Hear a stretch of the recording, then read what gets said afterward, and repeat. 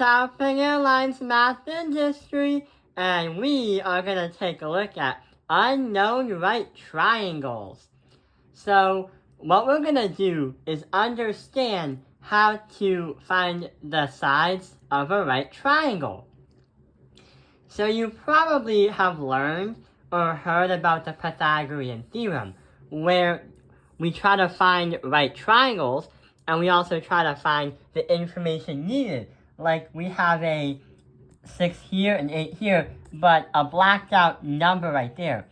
That is what we're going to try and find.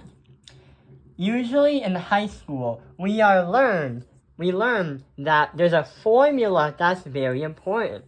And it's a squared plus b squared equals c squared.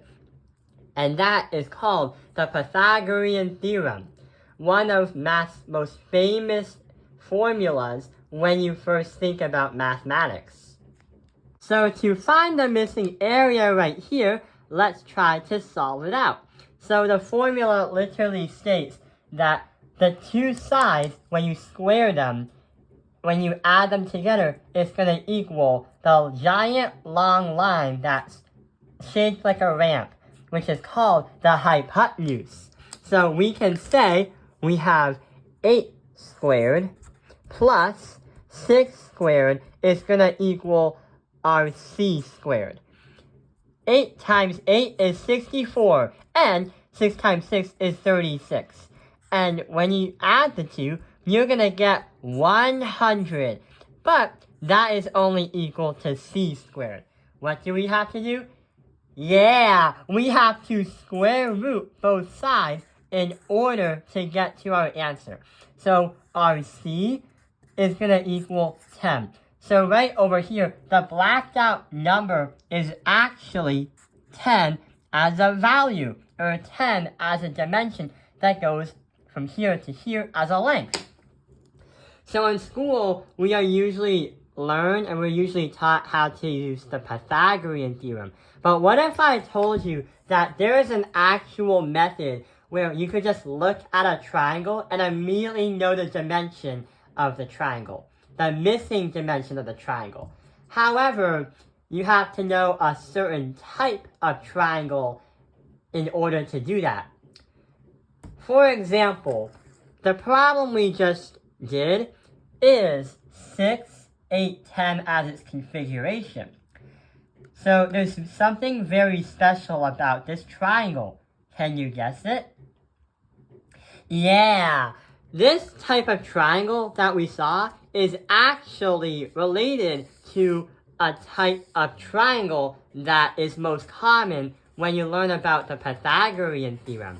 So right over here are 4 different common triangles that you will see that will help you identify what triangle it is, and then you can quickly come up with an answer.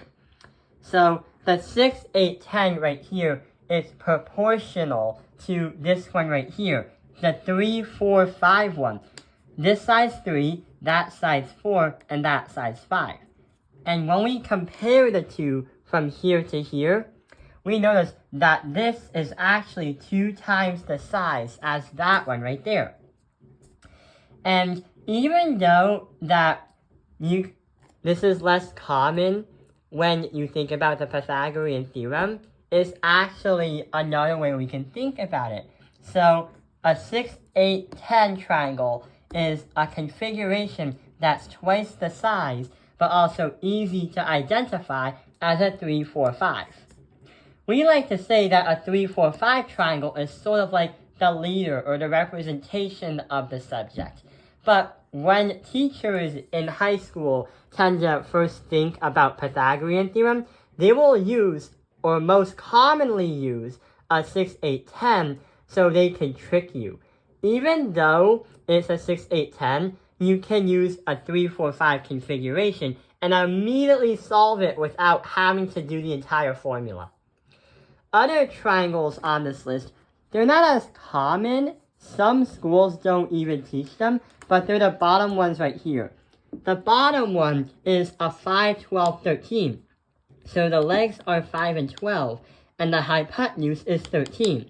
Remember, the largest number of a configuration is going to always be the hypotenuse, because the hypotenuse is always going to be the longest side of a right triangle. That's why we try to find the c-squared.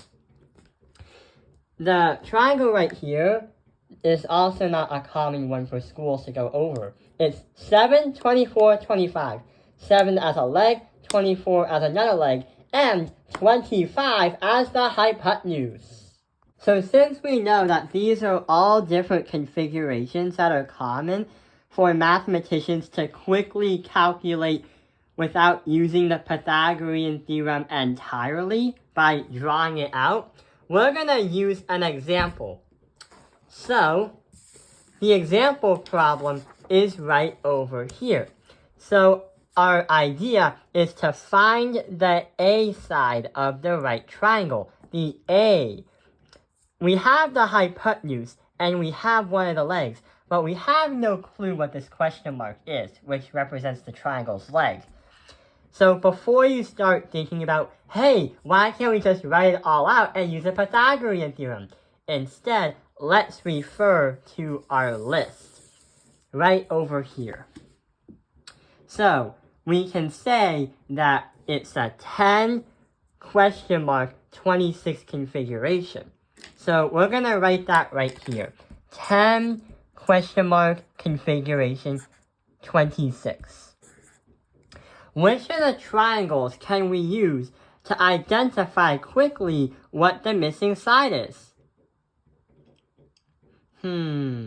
Yeah, if we look at the bottom left corner, the triangle right here is not common to see in your math assignments at school, but it does make a lot of sense. It's a 5, 12, 13. So when we take a look at the configuration 5, 12, 13, we can say that 10 question mark and 26 can be proportional. That question mark is what we're trying to find. Since this is doubled and this is doubled, then we can say that the 12 is doubled. So 12 times 2 is 24.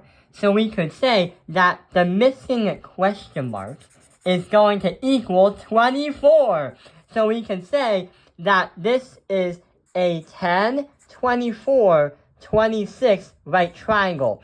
But it is easily recognized, it's easily used to recognize as a 5, 12, 13 as if it was used in simpler terms. If you shrank it to its units without changing the proportions. So that trick is easily used when you're trying to do the Pythagorean theorem very, very fast. And also it's used when you're trying to take the SAT and the ACT.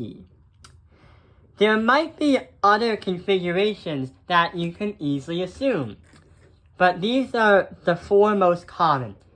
Try to look at the triangles and try to come up with your own that are whole numbers. Type in the comments below what configurations you have found out. I hope this video has helped you understand the Pythagorean theorem and unknown right triangles. Thank you for watching Tao Ping Airlines Math Industry. Like and subscribe!